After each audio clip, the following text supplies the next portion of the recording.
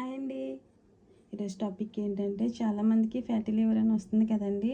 దానికోసం చాలామంది డ్రింక్ చేసిన వాళ్ళకి వస్తుంది, అంటే ఆల్కహాలిక్ ఫ్యాటీ లివర్ అని వస్తుంది, నాన్ ఆల్కహాలిక్ ఫ్యాటీ లివర్ అని కూడా వస్తుందండి.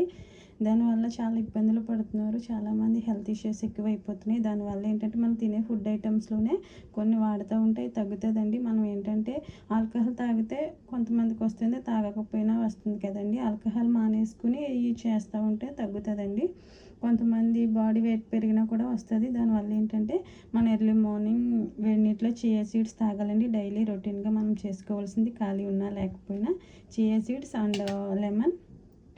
డైలీ లెమన్ చియా సీడ్స్ తాగుతానే తర్వాత ఓట్స్ ఫైబర్ ఎక్కువ కదండి. దానివల్ల కూడా మనకి ఫ్యాటీ లివర్ అన్నది తగ్గుతుందండి.